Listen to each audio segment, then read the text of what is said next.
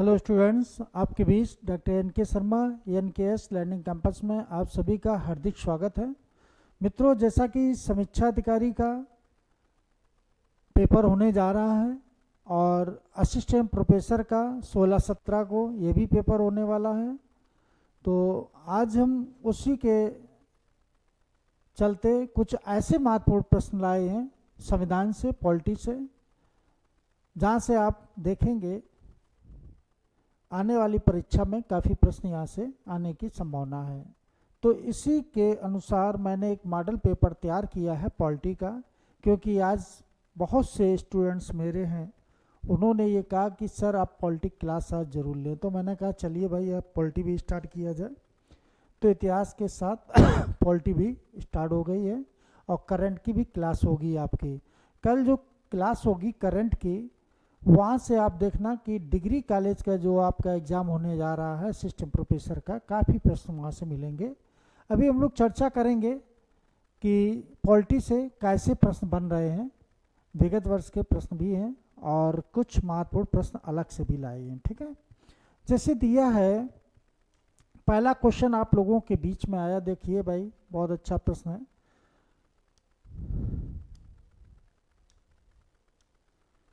दिया है कि किस अनुच्छेद में मंत्रियों की नियुक्ति की चर्चा है। अब देखो, मंत्रियों की नियुक्ति की चर्चा की गई है। मैंने पहले आपसे बताया कि आर्टिकल्स पे आप लोग फोकस करिए, 1 से 50 तक आर्टिकल आपको बिल्कुल रटे होने चाहिए। इसके बाद भी कुछ महत्वपूर्ण आर्टिकल्स हैं, उनके विषय में चर्चा करते हैं। तो अनुच्छेद 72 दिया है, अनुच्छेद 73 दिया, अनुच्छेद 74 दिया, अनुच्छेद 75 दिया। जब मंत्रियों की नियुक्ति की बात करेंगे हम, तो अनुच्छेद आपका 75 हो जाएगा। कौन सा हो जाएगा? अनुच्छेद 75। अगला प्रश्न देखिए भाई, अगला प्रश्न है कि किसी भी विभाग का सबसे बड़ा मंत्री कौन होता है। तो किसी भी विभाग का सबसे बड़ा मंत्री कौन होता है? तो यार राज्य मंत्री दिया है, उप मंत्री दिया है, कैबिनेट मंत्री दिया है, कोई नहीं दिया है। तो आप याद रखना कि सबसे बड़ा जो मंत्री होगा कैबिनेट मंत्री होगा।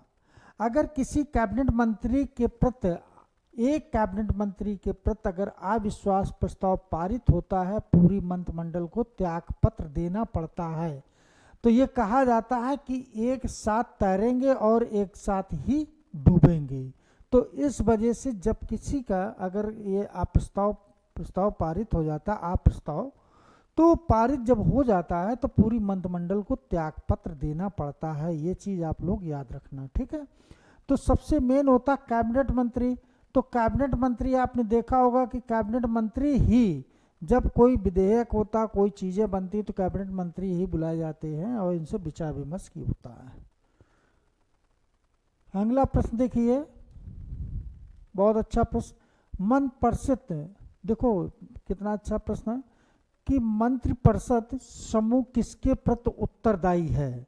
ठीक है, तो यहाँ प्रधानमंत्री दिया है, राष्ट्रपति दिया है, राज्यसभा दिया है, लोकसभा। तो मंत्रिपरिषद की बात करेंगे, किसके प्रति उत्तरदायी है? तो लोकसभा के प्रति उत्तरदायी है। किसके प्रति? तो लोकसभा के उत्तर। ठीक है, तो ये चीज याद रखना। अब देखो एक चीज और है, भारत का प्रथम नागरिक किसे कहा जाता है? राष्ट्रपति को कहा जाता है। राष्ट्रपति किस आर्टिकल में आता है? आर्टिकल 52 में आता है। ठीक है, देखो राज्यसभा है, ये उच्च सदन है। जैसे पहले आपने प्राचीन काल में देखा होगा कि अपर हाउस बोला जाता था इसको, और इसे लोअर हाउस बोला जाता था। ठीक है, तो राज्यसभा और लोकसभा, अगर देखो प्राचीन काल में भी देखा था आपने कि लोअर हाउस ज़्यादा पावरफुल थी, उसी तरीके से आज भी देखा जाए लोकसभा ज़्यादा पावरफुल है। चूंकि यहाँ 552 टोटल अगर सदस्यों की संख्या तो 552, वैसे 543 पे चुनाव होता है। ठीक है, तो ये चीज़ें हैं। अगला प्रश्न देखिए भाई, बहुत अच्छा प्रश्न कि संविधान में मंत्रिमंडल शब्द का एक बार ही प्रयोग हुआ है। संविधान में मंत्रिमंडल शब्द का एक बार ही प्रयोग हुआ है। वो प्रयोग किसमें हुआ है? अनुच्छेद 352, अनुच्छेद 74, अनुच्छेद 56, 356, अनुच्छेद 76। तो याद रखना कि मंत्रिमंडल का केवल एक बार प्रयोग हुआ है अनुच्छेद 74 में। 352 में यहाँ पर वित्तीय आपात आ जाएगा, क्या आ जाएगा कि राष्ट्रीय आपात, सॉरी 352 में क्या आ जाएगा, तो राष्ट्रीय आपात आ जाएगा। ये भी आपको मालूम होना चाहिए राष्ट्रीय आपातकाल किस में आता है, तो ये आता है 352 और 360 में अगर पूछा जाता है आर्टिकल तब वित्तीय आपात। तो वित्तीय आपात अभी तक भारत में एक बार भी नहीं लागू हुआ है, वित्तीय आपातकाल आ जाता है, ठीक है।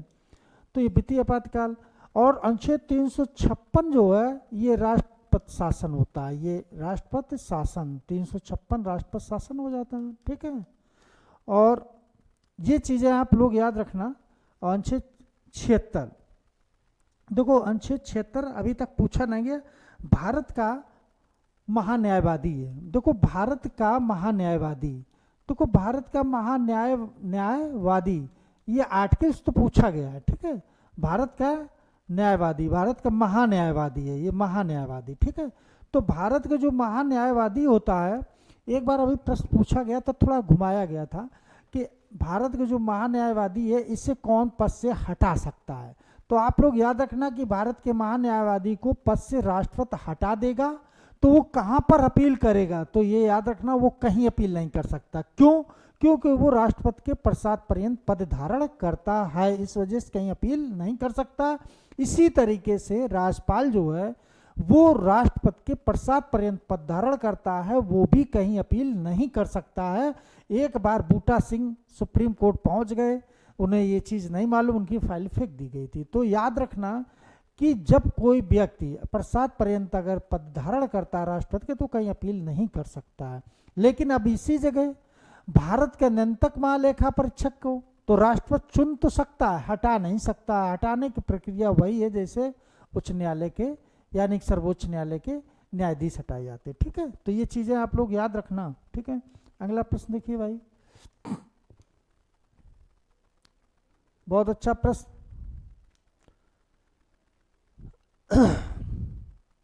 देखो बीजेपी के नेतृत्व में बनाया गया गठबंधन क्या कहलाता है, तो एनडीए दिया, यूपीए दिया, ए बी दोनों दिया या कोई नहीं, तो एनडीए है, ठीक है।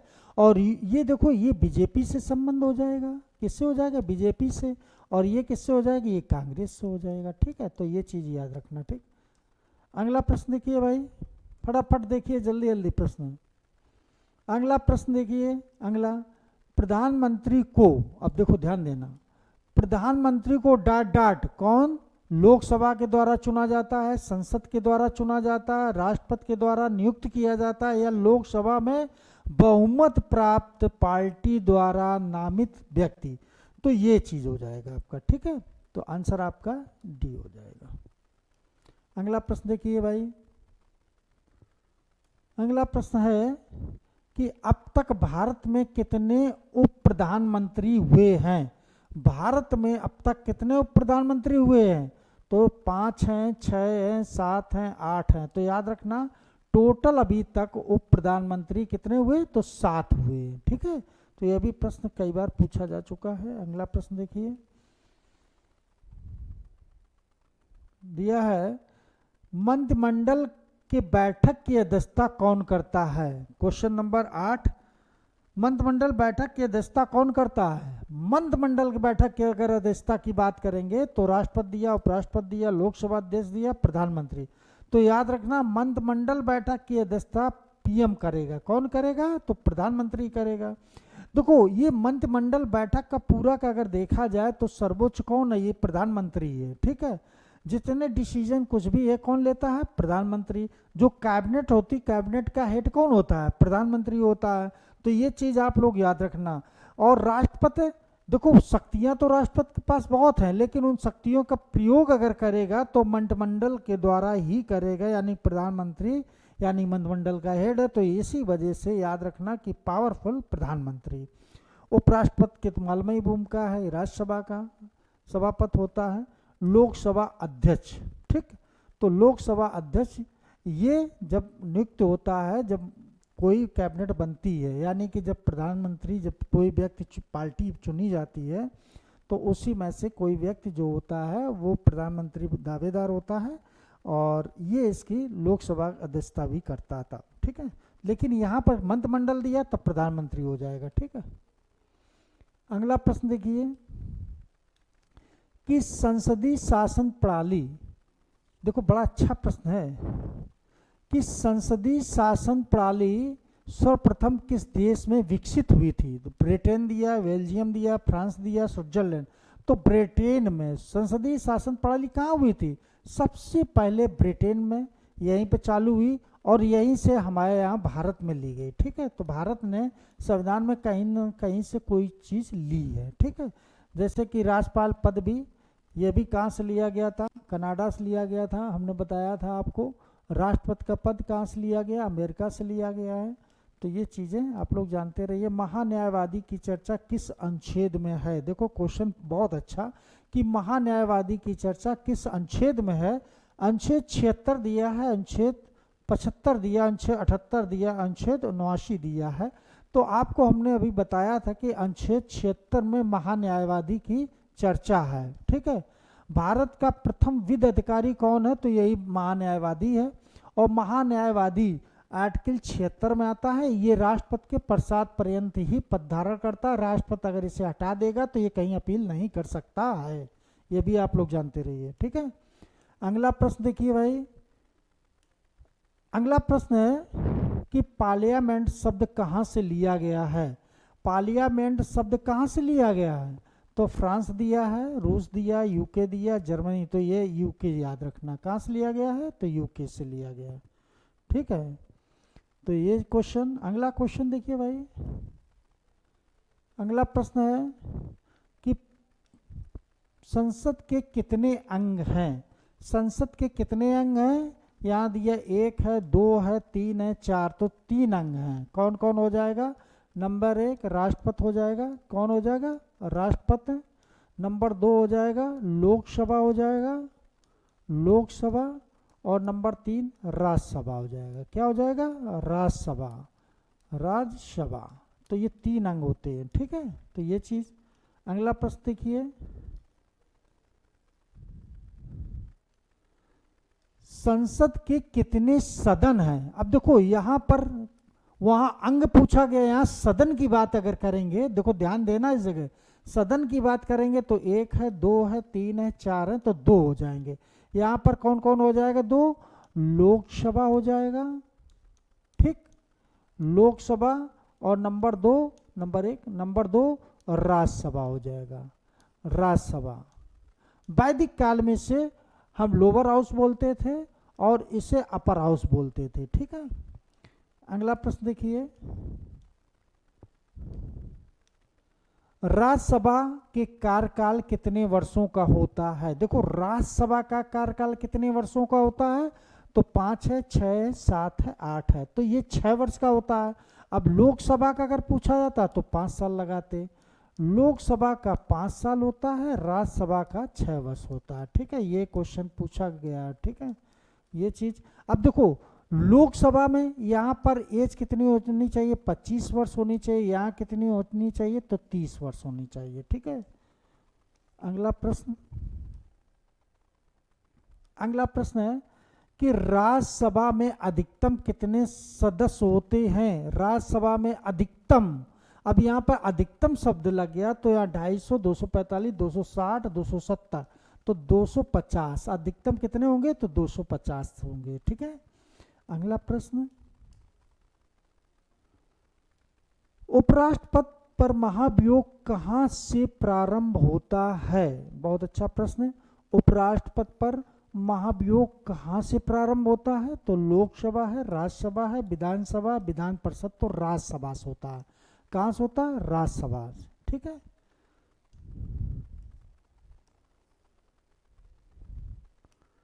अगला प्रश्न। लोकसभा के उम्मीदवारों की न्यूनतम आयु कितनी है? अभी हमने आपको बताया कि लोकसभा की जब बात करेंगे तो हम लोग 25 लगाएंगे और राज्यसभा की बात करेंगे तब 30 लगाएंगे। राज्यसभा की कितनी होती है? तो 30 वर्ष लगाना। ठीक, और ये लोकसभा हो जाएगा तो 25 वर्ष हो जाएगा। ठीक है, अगला प्रश्न देखिए भाई। लोकसभा की पहली बैठक कब हुई थी? बहुत अच्छा प्रश्न, question number 18। Question number 18, Lok Sabha की पहली बैठक कब हुई थी? 1992, 93, 94, 1955। तो लोकसभा की प्रथम बैठक 1992 में हुई थी। ठीक है, तो ये चीज याद रखना, ये भी प्रश्न कई बार पूछा जा चुका है। अगला प्रश्न देखिए भाई, जब राष्ट्रपति विधेयक बनाने के लिए, बड़ा अच्छा प्रश्न है, कौन प्रश्न नंबर 19, प्रश्न नंबर 19 जो दिया है, जब राष्ट्रपति विधेयक बनाने के लिए लोकसभा और राज्यसभा, है ना, राज्यसभा कोई है तो उसे क्या कहा जाता है? सत्रवासन कहा जाता है, सत्र आहूत कहा जाता है, या ये दोनों है, या कोई नहीं? तो ये आंसर आपका इसमें सी हो जाएगा, ये दोनों है। ठीक है, ये दोनों हो जाएंगे। ठीक, अगला प्रश्न देखिए भाई, क्वेश्चन नंबर 20, किस अनुच्छेद में, बहुत अच्छा प्रश्न है क्वेश्चन, किस अनुच्छेद में सत्रवासन दिया है, सत्राहुत की चर्चा है? अनुच्छेद 85 दिया, अनुच्छेद 86, अनुच्छेद 87, अनुच्छेद 88। तो ये 85 में होगा। किस में होगा? तो अनुच्छेद 85 में होगा। ठीक है, अगला प्रश्न देखिए भाई, बजट शब्द कब से कब रहता है? बड़ा अच्छा प्रश्न है। बजट जो शब्द है, ये सत्र कब से कब रहता है? फरवरी से मई तक रहता है, जनवरी से मार्च तक रहता है, जुलाई से अगस्त तक रहता है, नवंबर से दिसंबर। तो फरवरी से मई तक ये बजट रहता है। ठीक है, सत्र जो होता है फरवरी से मई तक रहता है, ये चीज आप लोग जानते रहिए। अगला प्रश्न देखिए भाई, संसद के किन्हीं दो सत्रों के बीच, देखो बहुत अच्छा प्रश्न, संसद के किन्हीं दो सत्रों के बीच अधिकतम कितने माह का अंतराल है? तो 4 है माह, 5 माह, 6 माह, 7 माह। तो यहाँ 6 माह कितना होना चाहिए? तो 6 माह, ये आंसर आपका हो जाएगा। अगला प्रश्न देखिए भाई, अगला प्रश्न है कि राष्ट्रपति का अभिभाषण किसके द्वारा लिखा जाता है? बहुत अच्छा प्रश्न है कि राष्ट्रपति का अभिभाषण किसके द्वारा लिखा जाता है? तो मंत्रिमंडल दिया है, राष्ट्रपति दिया, उपराष्ट्रपति, प्रधानमंत्री। तो मंत्रिमंडल द्वारा। ठीक, किसके द्वारा? मंत्रिमंडल द्वारा। अगला प्रश्न देखिए भाई, दिया है लोकसभा के अध्यक्ष तथा उपाध्यक्ष। बहुत अच्छा प्रश्न है, लोकसभा का अध्यक्ष और उपाध्यक्ष, है ना? तो ये किसमें? लोकसभा का अध्यक्ष और उपाध्यक्ष की चर्चा किस अनुच्छेद में है? अनुच्छेद 51 दिया, अनुच्छेद 52, अनुच्छेद 93, अनुच्छेद 94। तो अनुच्छेद 93 में दिया है, यानी कि अध्यक्ष और उपाध्यक्ष की बात करेंगे तो अनुच्छेद 93, 93। ठीक है, तो ये 93, ये आपने देखा होगा, ये कई बार प्रश्न पूछा भी गया है। और 91 में क्या दिया है? उसके कर्तव्य दिए गए हैं, यानी कि अध्यक्ष उपाध्यक्ष के कर्तव्य की बात करेंगे तो 91 में दिया गया है। 92 में सभापति और उपसभापति के हटाने की बात की गई, यहाँ हटाने की दोनों की बात की गई है। ठीक है, ये चीज याद रखना।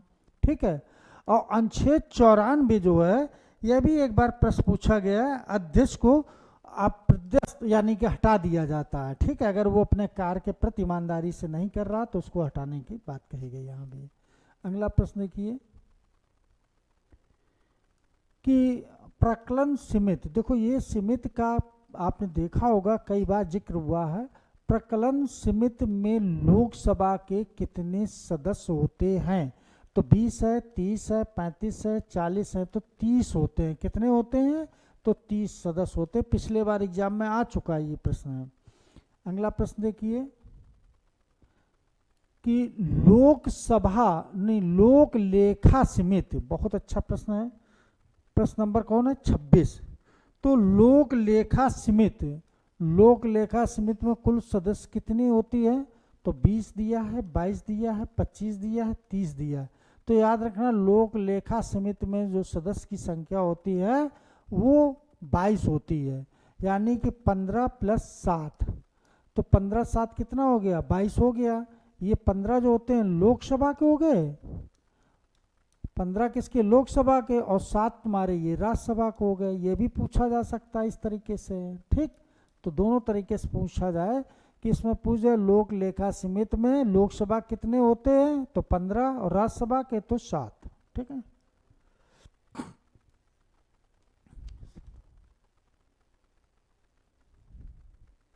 क्वेश्चन नंबर 27 जो दिया है बहुत अच्छा दिया है, ये भी क्वेश्चन कई बार पूछा जा चुका है कि किसी भी घोटाले की, देखो ध्यान देना,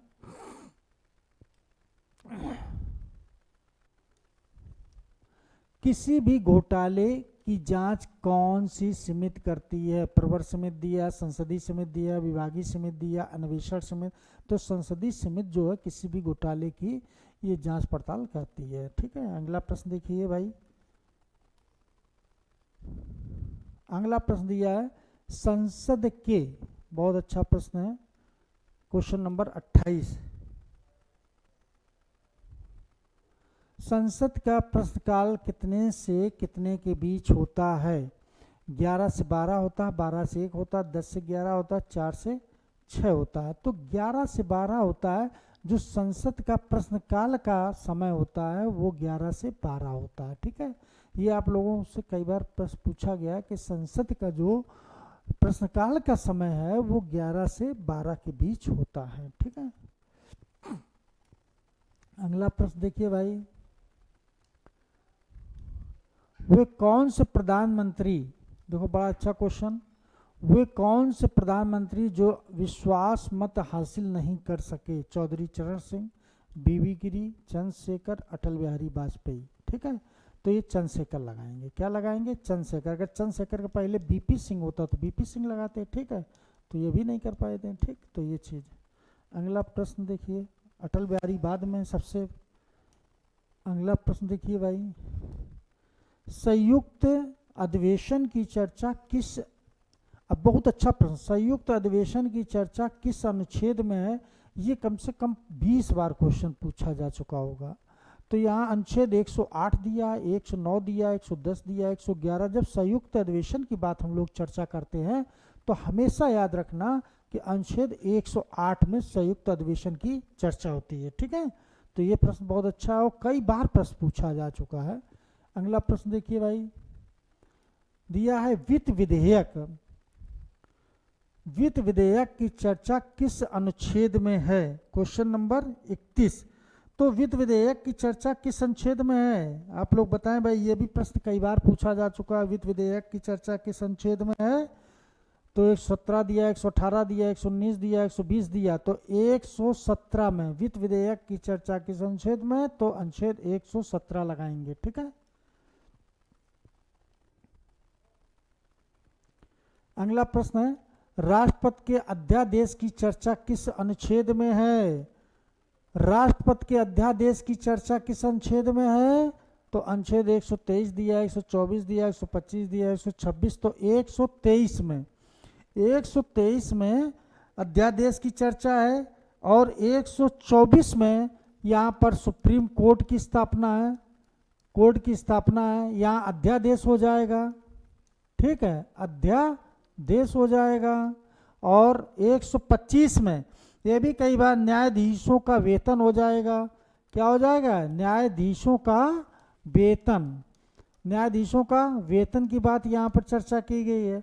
और 126, देखो 126 कार्यकारी जो मुख्य न्यायमूर्ति होते हैं, कार्यकारी मुख्य न्यायाधीश होता है। ठीक है।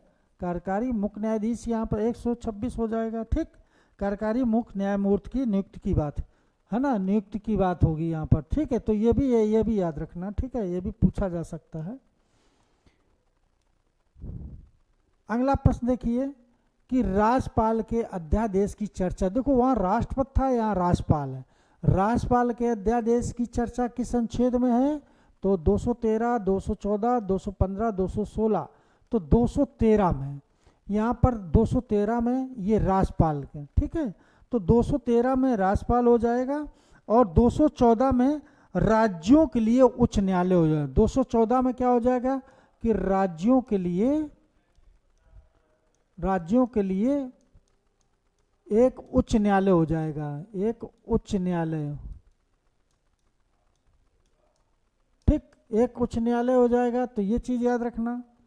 215 यह भी एक बार पूछा गया है। उच्च न्यायालय के अभिलेखी न्यायालय, यानी कि उच्च न्यायालय क्या है, उच्च न्यायालय एक अभिलेखी न्यायालय है, ठीक है, ये भी याद रखना। और 216 यह भी पूछा जा सकता है, उच्च न्यायालय का गठन, यानी कि उच्च न्यायालय का गठन। अब एक चीज और बता दें कि उच्च न्यायालय जो है, अब ये पूछ दिया है कौन सा उच्च न्यायालय है जहां पर सर्वाधिक जजों की संख्या है, तो याद रखना ये इलाहाबाद उच्च न्यायालय है, सबसे ज्यादा संख्या यहीं पर।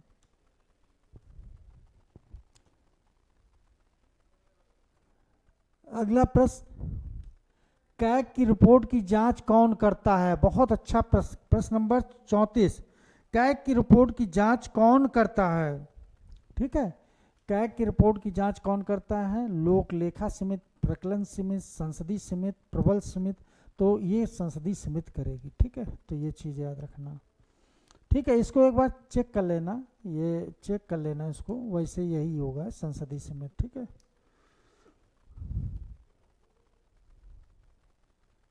अगला प्रश्न देखिए भाई, राज्यपाल का पद कहाँ से लिया गया है? पहले मैंने बताया कि राज्यपाल का पद कहाँ से लिया गया है, कनाडा है, ब्रिटेन है, यूएसए है, रूस है, तो कनाडा से लिया गया। राज्यपाल का पद कहाँ से लिया गया है? तो कनाडा से लिया गया है, ये आप लोग याद रखना, ठीक है।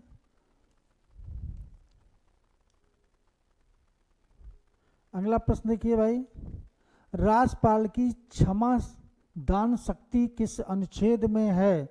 क्वेश्चन नंबर 36, राज्यपाल की क्षमा दान शक्ति किस अनुच्छेद में है? तो अनुच्छेद 61 है, 62 है, 63 है, 64 है, तो अनुच्छेद 61 में राष्ट्रपति मतलब क्षमादान की शक्ति प्रदान की गई है, ठीक है, तो ये चीज याद रखना 61 में, ठीक है।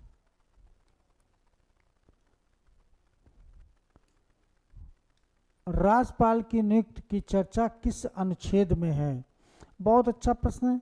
हमने आपको पहले बताया था कि राज्यपाल की चर्चा किस अनुच्छेद में की गई है, ठीक है, तो राज्यपाल की नियुक्ति की चर्चा किस अनुच्छेद में की गई है? तो अनुच्छेद 155, 156, 157, 158 दिया है, ठीक है। तो यहाँ पर देखो 155 है, ये तो राष्ट्रपति की नियुक्ति की बात करता है, ठीक है। अब इसके बाद पदावधि किसमें है? ये पदावधि ये है, ये हो जाएगा। और 157 यहाँ पर आर्ताएं हो जाएंगी, आर्ताएं हो जाएंगी, ठीक है, ये आर्ताएं हो जाएंगी। और 158 क्या हो जाएंगे? उसकी शर्तें क्या क्या होनी चाहिए, राष्ट्रपति के लिए शर्तें क्या क्या होनी चाहिए, तो ये आप लोग अनुच्छेद देखते रहिए भाई, ये सब अनुच्छेद बहुत पूछे जाते हैं, ठीक है। तो इस तरीके के प्रश्न कई बार पूछे गए हैं, तो अनुच्छेद पर आप फोकस करिए, नहीं तो यहाँ से प्रश्न गलत हो जाएगा। सर्वाधिक जज किस उच्च न्यायालय में है? ये भी हमने चर्चा की। सर्वाधिक जज किस उच्च न्यायालय में है? तो इलाहाबाद है, गुवाहाटी है, पटना है, कलकत्ता, तो इलाहाबाद में। तो इलाहाबाद उच्च न्यायालय में जजों की संख्या पूछी जाए तो सबसे ज़्यादा इलाहाबाद उच्च न्यायालय में है, ठीक है। और पहले हमारे 3 उच्च न्यायालय बने थे, कौन कौन 3 न्यायालय? कलकत्ता है, बम्बई है, मद्रास, 3 उच्च न्यायालय बने थे, ठीक है। और इलाहाबाद में याद रखना जजों की संख्या सबसे ज़्यादा यहाँ पर है। अगला देखिए प्रश्न, फैमिली कोर्ट की स्थापना कब हुई थी? बहुत अच्छा प्रश्न है। फैमिली कोर्ट की स्थापना कब हुई थी? बताएं भाई, फैमिली कोर्ट की स्थापना कब हुई थी? 1984, 85, 83 और 87। तो 1984 में राजीव गांधी के समय, ठीक है, राजीव गांधी के समय 1984 में, ठीक है, तो ये भी पूछा गया प्रश्न है, ठीक है। अगला प्रश्न देखिए भाई कि भारत में कुल कितने केंद्र शासित प्रदेश हैं? भारत में कुल कितने केंद्र शासित प्रदेश हैं? तो 8 हैं, 9 हैं, 10 हैं, 11 हैं, तो वर्तमान में 8, ठीक है, वर्तमान में कितने हैं? 8 हो जाएंगे, ठीक है। अगला प्रश्न देखिए भाई, अगला प्रश्न देखिए, जवाहरलाल नेहरू ने कब सामुदायिक विकास कार्यक्रम प्रारंभ किया था? है ना, तो कब प्रारंभ किया था? 1952 है, 53 है, 54 है, 55 है, तो 1952 में जब सामुदायिक विकास कार्यक्रम की बात करेंगे तो 1952 में चालू किया था। ठीक है, यह भी प्रश्न देखा होगा, 3-4 बार आ चुका है, फिर आने की संभावना है, जरा इसको देख लेना। असिस्टेंट प्रोफेसर वाले में भी प्रश्न पूछा जा चुका है। बलवंत राय मेहता, देखो एक चीज याद रखना, बलवंत राय मेहता के आधार पर कितने स्त्री पंचायत बनाया गया। ठीक है, तो यहाँ 1 स्त्री, 2 स्त्री, 3 स्त्री, 4 स्त्री। तो बलवंत राय की बात करेंगे तो 3 स्त्री लगाएंगे, और अशोक मेहता ने 2 स्त्री बनाया था। कितने? अशोक मेहता ने 2 स्त्री था। ठीक है, तो ये भी कई बार प्रश्न पूछा जा चुका है, तो इसको आप देखते हैं। बलवंत राय मेहता है तो 3 स्त्री लगाना, ठीक, और अशोक मेहता है तो 2 स्त्री लगाना। ठीक है, अगला प्रश्न देखिए भाई, दिया है कि SC/ST प्रशासन की चर्चा किस भाग में है। SC/ST प्रशासन की चर्चा किस भाग में है? अगर प्रशासन की बात करें किस भाग में, तो 10 है, 11 है, 12 है, 13 है, तो 10 में SC/ST प्रशासन की जो चर्चा की गई है भाग 10। ठीक है, तो टोटल भाग 22 हैं, तो ये 10 भाग में इसकी चर्चा हुई है। ठीक है, अगला प्रश्न देखिए भाई, बहुत अच्छा प्रश्न। वित्त आयोग की चर्चा किस अनुच्छेद में है? वित्त आयोग की चर्चा किस अनुच्छेद में है? 267, 275, 280, 292। तो 280 में वित्त आयोग की चर्चा किस में है? तो 280 में है। ये भी आप लोग याद रखना, ये वित्त आयोग कई बार पूछा भी गया है। ठीक है, अब अगला प्रश्न देखिए, भारत में पहली बार सिविल सेवा परीक्षा कब प्रारंभ की गई? बहुत अच्छा प्रश्न। भारत में पहली बार सिविल सेवा परीक्षा कब प्रारंभ की गई? तो 1922 में की गई। तो सबसे पहले कहाँ? तो यहीं इलाहाबाद यानी कि प्रयागराज में। ठीक, प्रयागराज, अब तो प्रयागराज नाम हो गया। ठीक है, और एक चीज़ याद रखना कि जब ये सिविल सेवा परीक्षा हुई तो सत्येंद्र नाथ टैगोर, याद रखना अपने यहाँ सबसे पहले कौन बना था? सत्येंद्र नाथ टैगोर। तो सत्येंद्र नाथ टैगोर पहले ICS थे। फिर इसके बाद सुभाष चंद्र बोस, इनको भी याद रखना, सुभाष चंद्र बोस ये भी हुए। फिर सुरेंद्र नाथ बनर्जी ये भी याद रखना। ठीक, तो ये भी प्रश्न बहुत पूछा गया। अगला प्रश्न देखिए, दिया है संघ लोक सेवा आयोग अपनी वार्षिक रिपोर्ट किसे सौंपता है? बहुत अच्छा प्रश्न है ना, ये प्रश्न कई बार पूछा गया है कि संघ लोक सेवा आयोग अपनी वार्षिक रिपोर्ट किसे सौंपता है। तो संघ लोक सेवा आयोग की जब बात करेंगे तो यहाँ पर राष्ट्रपति हो जाएगा, और यहाँ कर अगर अपना लोक सेवा आयोग तो राज्यपाल हो जाता। तो यहाँ राष्ट्रपति, उपराष्ट्रपति, प्रधानमंत्री, राज्यपाल, तो यहाँ पर तो राष्ट्रपति हो जाए। अगर स्टेट की बात होती, अगर लोक सेवा की बात होती तब लोक सेवा आयोग स्टेट वाली बात, तब तो हम राज्यपाल लगाते, लेकिन यहाँ पर संघ शब्द लग गया है, इस वजह से ये राष्ट्रपति होगा। ठीक है, तो ये चीज याद रखना। अगला देखिए प्रश्न, अगला प्रश्न दिया है, भारत के निर्वाचन आयोग का गठन कब हुआ था? है ना, भारत के निर्वाचन आयोग का गठन कब हुआ था? तो भारत के निर्वाचन आयोग का गठन कब? 1950 है, 51 है, 52 है, 53 है। तो 1950 में 25 जनवरी याद रखना, 25 जनवरी 1950 को। ठीक है, तो ये चीज याद रखना। अगला प्रश्न देखिए, क्वेश्चन नंबर 48,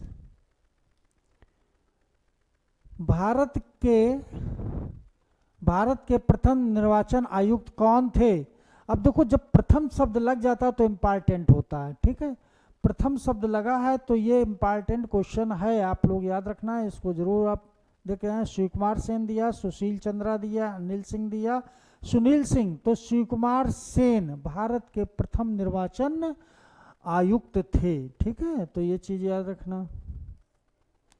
अगला प्रश्न देखिए भाई, जिला निर्वाचन का दायित्व किसके ऊपर होता है? अब देखो, जिला निर्वाचन आयुक्त का दायित्व किसके ऊपर होता है? DM है, RO है, PO है, PA है। तो डीएम, डीएम ये सर्वे सर्वा होता है जिले का, ठीक है। तो ये चीज़ याद रखना कि एक चीज़ याद रखना, पीएम सीएम डीएम 3 लोगों की महत्वपूर्ण भूमिका होती है। देखो पीएम पूरे भारत पर शासन व्यवस्था की बागडोर उसके हाथ में होती है, और सीएम के एक पूरे स्टेट की बागडोर हाथ में होती है। पूरे स्टेट की देखभाल करने की बागडोर किसकी होती है? सीएम की, क्योंकि उसके राज्य में क्या घटना घट रही हैं, कैसे व्यवस्था शासन व्यवस्था चलाई जाए, तो सीएम का काम हो जाता।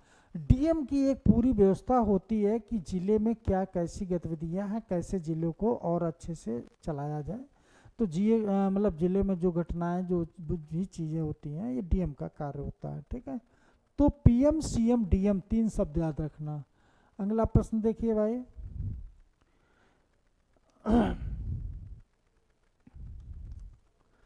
कि दल बदल किस अनुसूची में जोड़ा गया है? 7वीं में, 8वीं में, 10वीं में, 9वीं में, 10वीं में। तो कुछ दल बदल जो है ये 10वीं में जोड़ा गया था, ये 1985 में जोड़ा गया, और यहाँ पर राजीव गांधी थे। कौन थे? तो राजीव गांधी, ठीक है।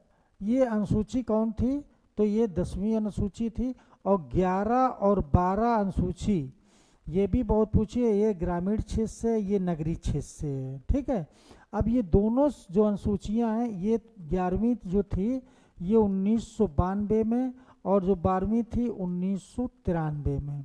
तो देखो 92 में ये ग्रामीण क्षेत्र से हो जाएगी, पंचायती चुनाव ग्रामीण क्षेत्र के, तो ये 1992 में। अब ये दोनों समिति जब बनी थी उस समय प्रधानमंत्री कौन था, यह भी प्रश्न पूछा जा सकता। तो पीवी नरसिम्हा राव, पीवी नरसिम्हा राव को याद रखना, ठीक है। तो ये क्वेश्चन आपके आज 50 क्वेश्चन रहे हैं, और आपको हमने कहा था कि अनुसूची भी आपसे पूछी जा सकती है। अनुसूची के विषय में आप लोगों को ध्यान देना है कि हमारे यहाँ कितनी अनुसूचियाँ हैं। तो 12 अनुसूची, अब 12